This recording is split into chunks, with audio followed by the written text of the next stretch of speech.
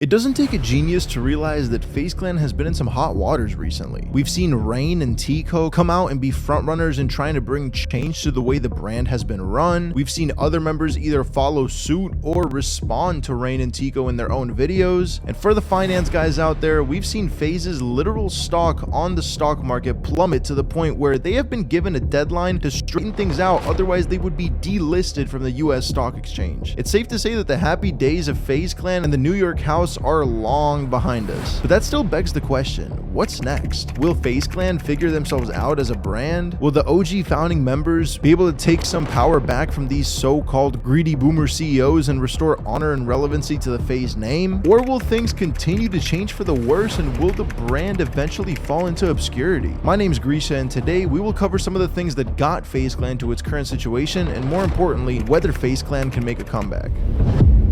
So after watching multiple podcasts that Rain has gone on and watching nearly every response and reaction video on the Faze, Rain, and Norden chat channels, as well as some of the other responses from members such as teeqo, K, and Seabass, it's clear to me that Faze, and more importantly the people involved with Faze, kinda got ahead of themselves. Of course, Rain has shed light on so much of the injustice on the business side of things, such as not recompensated for his loan of $300,000 to Faze to buy their official CSGO team. Lent Faze $300,000 to buy our Counter-Strike team at the time, gave that to the Counter-Strike team, and then they kind of just like said for like 6 years, bro. Like for that money that I gave them, for never taking a salary, in my head was like, I'll take care of this brand now, so they got me later. And of course, everything else that comes to OG Faze members getting screwed out of shares and overall power in the company. Now, I do want to point this out before we move on. Many people might argue that Rain doesn't have the most reliable past and blame his recent opinions on that, but from what I personally see, he doesn't seem like he's lying. At the end of the day, Rain keeps reiterating that he wants Faze to succeed, he loves the brand, and that everything he's doing and saying has been to try and make a change in order to make the Faze brand successful again. I don't think anyone can argue that Faze seems to have fallen off in terms of overall importance over the last couple of years. Sure, they might have bigger celebrity names involved in some pieces of content, and sure, they might be dropping collaborations with some very big brands on the merchandise side of things, but most people who watched Faze back in the golden years of the New York house know exactly what I'm talking about. The overall brand seems less authentic and more of a fake vibe than anything else. teeqo put it perfectly when he said this: in a way, Faze is bigger than it ever was, but it's also smaller than it ever was. All of these collabs that we were doing with really big brands, you know what it is to me? All of these collabs that's coming out, it's like Band-Aid or silver tape on internal bleeding.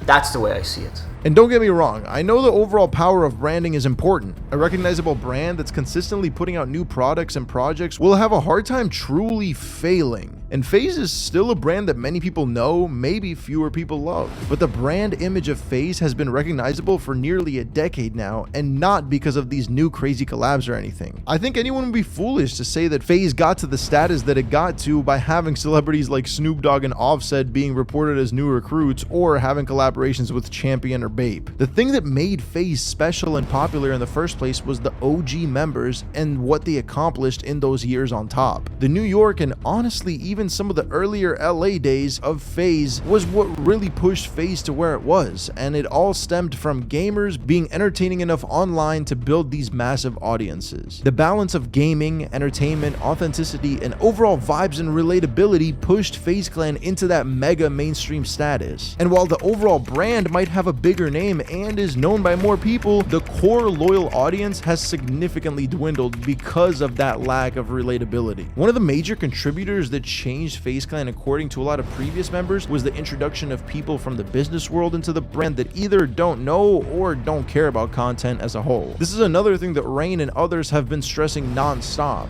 This move essentially took what made Faze Clan well known and loved in the first place and took it into a completely different direction. On one hand, bigger budgets, bigger production, and just overall TV-esque content definitely makes Faze Clan look more serious and legit, but on the other hand, Faze Clan never needed to be more serious. This is something that once again circles back to the relatability issue. Fun fact, for those who might not know, Kai Cenat uses a broken old leather chair as his chair for every stream simply because it shows the come up and lets him be more relatable to viewers, and it works. So not only has the content gotten less important due to the shift, it seems like the new people people running things over at FaZe are also more concerned about the short-term profits rather than the longevity of the brand. And in turn, everything seems to be more profit-based rather than community-based, which in my opinion is absolutely not the way it should be. But how does FaZe Clan recover? What does FaZe Clan need to do in order to make a comeback? And more importantly, is that even possible? Well, if I'm being honest, the whole reason for me making this video to drop my 2 cents on the situation came from this tweet from Banks. Just seeing this posted on my timeline gave me so much nostalgia and hope. We don't know what the founding members are talking about, what they linked up for, and whether anything is going to come out from that link up, but like I said, I would be lying if I said that it didn't give me some hope for the future. I'm also not quite sure exactly what has to be done regarding the stock, but I also don't know if FaZe being taken off the NASDAQ would impact them too much in the long term. Sure, being listed on the official US stock exchange was a massive deal and something that really made headlines at the time, but at this point, I low-key see FaZe in a rock bottom state in which they have nowhere to go but up. Obviously, getting the stock allocations and contracts figured out is not going to be something that can be done overnight, but the major focus I think should be moving forward is more power to the OGs who built the brand up to be successful in the beginning. While yes, guys like Apex, Banks, Temper, and Rain were kids when they started making FaZe a household name and might not have the business expertise of real CEOs that have experience working at other huge companies or got educated on doing so, but then again, FaZe isn't your regular company. The moment the brand lost authenticity was the moment they disconnected from their community. So rationally, the way to rebuild the importance of FaZe as a brand starts at rebuilding that loyal community that brought them to the position they were in the first place. Step one would be for a lot of the OGs to actually start making consistent content again. It's proven time and time again, not just from FaZe members, but nearly every other YouTuber, you got to be consistent and put out regular good content to build that trust with your audience. Just imagine if Banks, Rain, teeqo, Apex, Temper, Adapt, etc. started making dope content again consistently,